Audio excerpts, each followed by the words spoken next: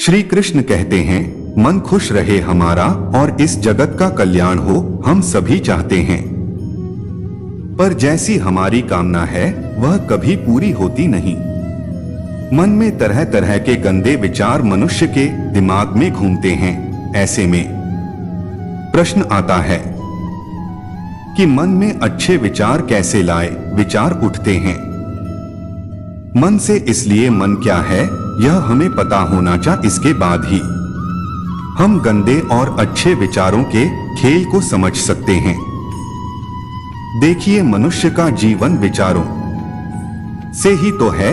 किसी के मन में विचार आता है खुद को और इस दुनिया को बेहतर बनाने का, तो किसी को आत्महत्या का विचार आता है। इन विचारों से परेशान होने से पूर्व हमें समझना होगा कि आखिर मन में विचार कैसे आते हैं, मन में विचारों की उत्पत्ति कैसे होती है। मनुष्य को अपनी स्थिति के अनुरूप ही विचार आते हैं। मनुष्य की हालत यदि मजबूरी की है तो उसके कर्म भी मजबूरी में होंगे। यदि हालात बुरे हैं तो विचार भी बुरे ही आते हैं। इसलिए विचारों का आना आपके हालातों पर निर्भर करता है। सोचिए, आज परीक्षा है और आपने पूरी तैयारी कर ली है, तो क्या आपके मन में फेल होने के विचार आएंगे? बिल्कुल नहीं। लेकिन परीक्षा आज है और साल भर आपने सिर्फ मस्ती किया है, तो निश्चित है कि दिमाग में विचार भी फेल होने के ही घूमेंगे। तो अधिकांश मामलों में यह उसका खुद का चुनाव होता है। आप परीक्षा के लिए पढ़ाई करें या ना करें, यह आपका चुनाव है। इसलिए अगर आपका चुनाव ही गलत है तो फिर विचार गलत ही होंगे।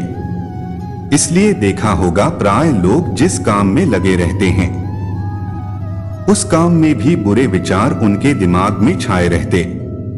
और इसका यह अर्थ कतई ही नहीं कि मनुष्य के विचारों का आना गलत है। मन में अच्छे विचारों का आना कोई आकाशमात स्थिति नहीं होती। कभी ऐसा नहीं होगा कि आप सुबह उठे और आपके मन में खुद को बदलने का विचार आ जाए और आपकी सभी गंदी आदतें छूट जाए और आप अपने सभी दुखों से आजादी पा ले। ऐसा नहीं होगा। मन में अच्छी सोच लाना इतना भी मुश्किल नहीं है। अगर आपका कोई साथी है तो आपको किसी भी चीज को लेकर भड़का रहा है या बुरा सोच लाने के लिए प्रेरित कर रहा है, तो उससे आपको अलग रहना है। ऐसे लोगों से जितना जल्दी हो सके दूरी बना लीजिए और खुद को व्यस्त रखने की कोशिश कीजिए। जरूरी नहीं कि काम करके ही खुद को व्यस्त रखा जा सकता है। आप चाहे तो खुद को व्यस्त रखने के लिए अपने पसंद का काम भी कर सकते हैं। इससे आपको बुरा सोच नहीं आएगा। आप सदा खुश रहेंगे तो मन में अच्छी सोच भी आएगी। बुरी चीजों से दिमाग हटाकर आपको अच्छी चीजों पर लगाना होगा। जैसे आप शांत वातावरण में जाकर बैठे, कई बार शहरी शोरगुल के कारण हम परेशान हो जाते हैं। आपको कुछ समय शांत वातावरण में बैठना चाहिए।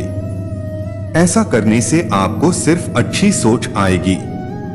अगर आप इन चीजों को अपने जीवन में अपनाते हैं तो आप आसानी से नकारात्मक सोच से दूर हो सकते हैं। आपके दिमाग में चाहे बुरे विचार आते हो, उसकी फिक्र करने की जरूरत नहीं है। जब आप सुबह उठे तो एक अच्छा विचार सोचे और एक अच्छा वाक्य खुद से बोलने के लिए तैयार रखें, जैसे कि मैं आज बहुत खुश हूं, आज मेरी मनोकामना पूर्ण होगी, या मैं अच्छे विचारों वाला व्यक्ति हूं।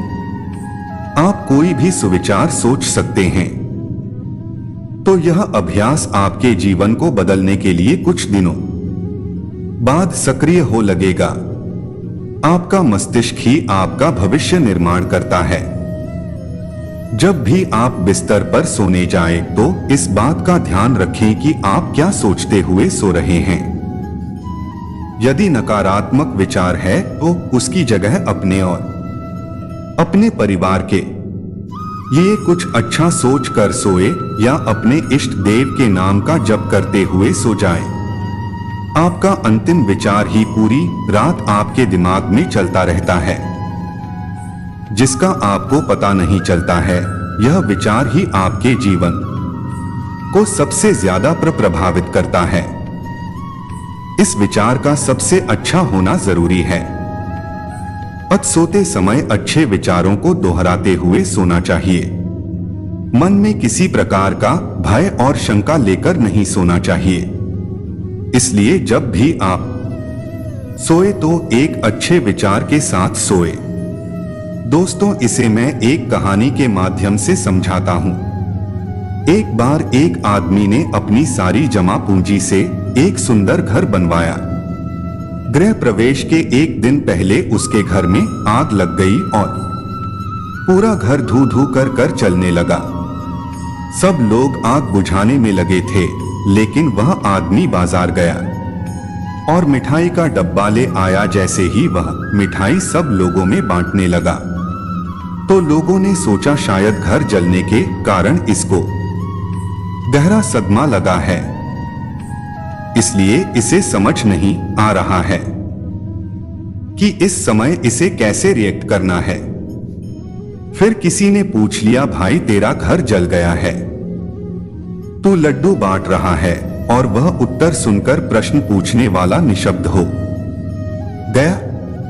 उस आदमी ने उत्तर दिया कि आप लोग यह देख रहे हो कि गृह प्रवेश से पहले मेरा घर जल गया, लेकिन मैं यह सोच रहा हूं अगर मैंने गृह प्रवेश कर ले लिया होता तब आग लगती तो मेरे घर के साथ साथ मेरे परिवार वालों को भी नुकसान हो सकता था।